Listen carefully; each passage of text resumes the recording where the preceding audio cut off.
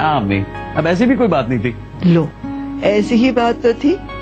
10 سال کے ہو گئے تھے, اکیلے نہیں بیٹھتے تھے, مجھے اپنے ہاتھ سے نوالا دینا پڑتا تھا تمہارے منہ میں.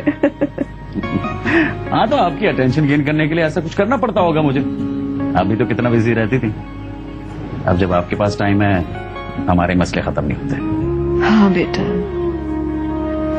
وقت نہیں ہے کسی کے پاس بھی. اب تو کام بہت زیادہ ہے اور ٹائم بہت کم ہے. امی میں سوچ رہا ہوں ڈیڈی سے بھی مل لوں, میٹنگ ہے اس میں بھی جانا ضروری ہے. ایک بات کہوں بیٹا؟ جی جی بولیں. میں سوچ رہی تھی بیٹا کہ تم اپنے ڈیڈی کو اپنے پاس لے آؤ. دیکھو مانا کہ ندیم ان کے دوست ہے, میرا کزن ہے, لیکن تمہارے ڈیڈی ندیم کی ذمہ داری تو نہیں ہے نا بیٹا, انہیں تمہارے پاس ہونا چاہیے. امی میں نے کہا تھا ڈیڈی سے, انفیکٹ انہیں لینے بھی گیا تھا, لیکن انہوں نے منع ہی کر دیا. ندیم انکل بھی یہی چاہ رہے تھے کہ کچھ دن ڈیڈی ان کے پاس ہیں, اس لیے میں بھی خاموش ہو گیا. پھر سے پوچھ لو, راضی کر لو انہیں. دیکھو بیٹا میری اور بات ہے, میں تو بھی ایڈجسٹ کر سکتی ہوں, لیکن تمہارے ڈیڈی ان کی نیچر سے تو واقف ہونا بیٹا. امی آپ دونوں کے ایک دوسرے کے بارے میں سب کچھ پتا تھا, پھر بھی یہ سب کچھ ہو گیا.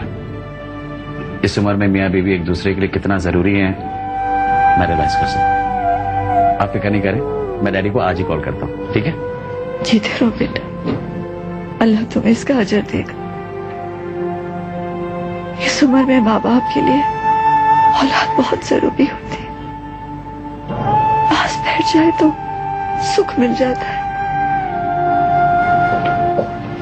امی آپ مجھے شرمندہ کر رہی ہیں. آپ کیوں فکر کرتی ہیں؟ میں نے کہا نا میں ڈیڈی کو کال کروں گا, انہیں اپنے پاس لے آؤں گا. آپ پریشان نہ ہو. اور آپ میری بات سنیں, مجھے آپ کی بہت ٹینشن ہو رہی ہے. میں آپ کے لیے فل ٹائم نرس کا ارینجمنٹ کرتا ہوں, ٹھیک ہے؟ اپنی حالت تو دیکھیں آپ. میں نے تو سوچا تھا یہاں رہ کر آپ ریلیکس فیل کریں گے, لیکن آپ تو بہت زیادہ ویک ہو گئی ہیں.